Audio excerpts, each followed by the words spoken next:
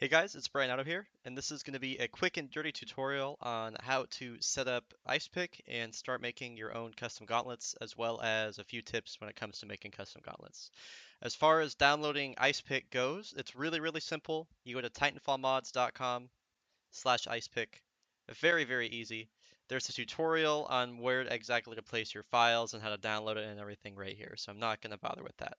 One thing I will bother with though is once you do choose where you want to put Icepick in your folders, make sure in data you manually create a folder called saves. That's all it's got to be. I'm not sure if now they have their version coming with the saves folder, but if you don't have a folder in here called saves, just make a folder called saves.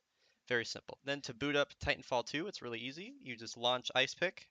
You'll see this menu come up here, and then you launch the game. So remember, you have to launch the game through this menu here via the Icepick application. You cannot launch it through Origin.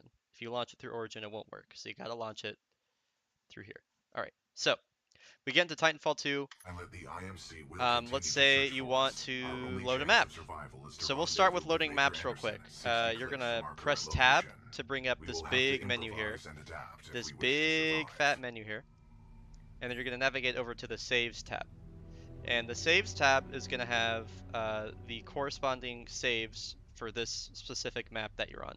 All the maps have different names afterwards, so they all go by the dev names in Icepick. So Blood and Rust is known as Sewers, Effect and Cause 2 is known as Time Shift, etc., etc. Usually the map that you're downloading will list what maps it takes place on. So this is my map Blood Cells, which is on Blood and Rust. So we're going to wait for it to load here. So the map is loaded. As you can see, it tried to put me in the spawn point, but I'm in my Titan. So first, some things you should do is you're going to want to actually go to the controls menu, mouse, keyboard, key bindings, and you'll see there's actual specific keybinds for Icepick. So you can bind these to whatever you want. Gun grab is going to allow you to pick up and drag items. So I have that bound to right mouse button. Gun rotation is E, so when after you grab something, you press E to rotate it. You can rotation snap. You can do that with left shift. And then binding something to last spawn prop, spawn point, and no clip are all really important, especially no clip. So I'm just going to disembark from BT here and then go into no clip. And if you don't know what no clip is for some reason, no clip just allows you to cut through anything and fly around, and it's really cool. So you're going to press tab to bring up the menu again, go to weapons, and then you click on tool gun. And so the tool gun is what allows you to do everything here. The tool gun is what's going to allow you to pick up items, drag them around. Hold E, you can rotate them. And if you hold shift again, there's the angle snapping. Very useful stuff.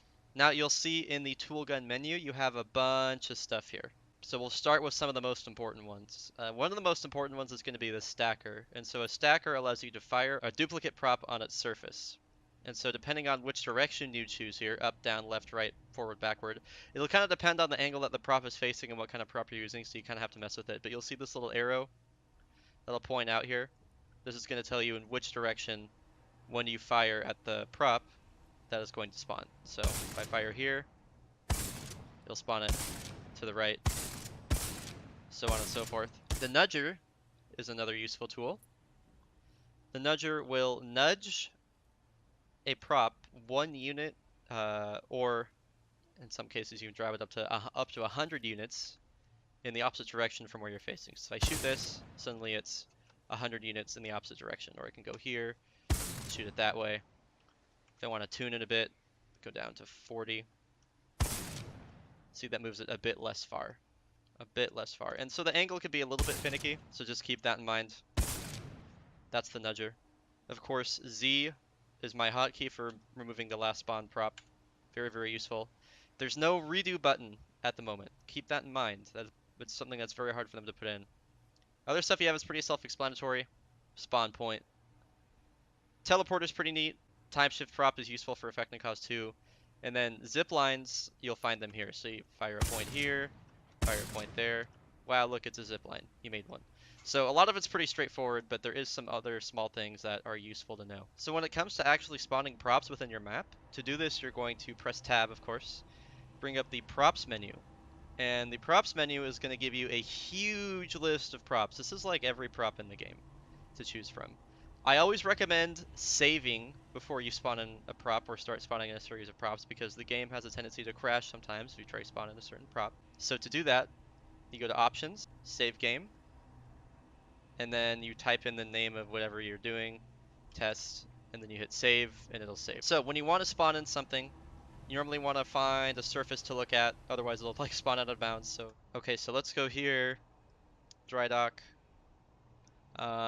roof panel 320, sure. And as you can see, it spawned in a panel, just like that. And from there you can drag it around, move it wherever you want, line it up with something. Let's say I wanted to add on to this platform there, I could just leave it like that. There, boom, there you go. Pretty simple. If you're looking for specific things, you can try searching for certain props. Like if I wanted to find a curved wall, I would type in curved.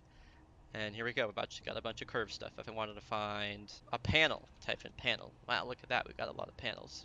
So you're not always going to find everything that you need here, but you will find certain things. Keep in mind, if you spawn in a prop that doesn't have collision, what'll happen is you'll find that you can't actually drag it. So there are certain props that you can spawn in that you can't actually move. For example, this one right here, bracket inner flood. Try spawning that in. Doesn't have collision, so you can't actually move it. So something to keep in mind when spawning in props. If you need to know what a certain prop is, let's say you're on a certain map and you're like, wow, that's a cool prop, I want to use that in my map. You can use the prop info module. You shoot at a prop and it tells you exactly what it is. This crash site metal wall 02, it's a good prop. And you can use that for absolutely anything that you wanted to, assuming it's on the map. If you try and shoot at props that are just present on the level normally, it'll usually just tell you that, it'll usually just give you the map name. It's not actually going to be the name of the prop. It's very rare that if you see something sitting on the ground that it'll actually give you the name, as you can see. Keep in mind that there is a limit to the amount of props that you can use in a level. It depends on the level and how much stuff is normally in the level, etc, etc. I ran into a couple problems when I made this map. You can just see there's just a ton of walls and stuff. Originally, I had to cut down a lot of stuff to keep the game from crashing. Fortunately, the devs released an update as well that kind of made all the props more lightweight and helped with that too. So one final piece of advice I would offer when it comes to map making within Icepick is try and stick to the angle snapping that's present when you hold shift or whatever you end up binding to it when you're rotating something. Sticking to it makes it so much easier to bind props together and to keep stuff looking uniform and tidy. When you start messing with these other angles, when you're not angle snapping, it's super easy to mess it up and get stuff to not line up, and it just makes everything a lot harder. Keep in mind, when you hold right click, you can also use the numpad, and this can manually rotate objects a single unit.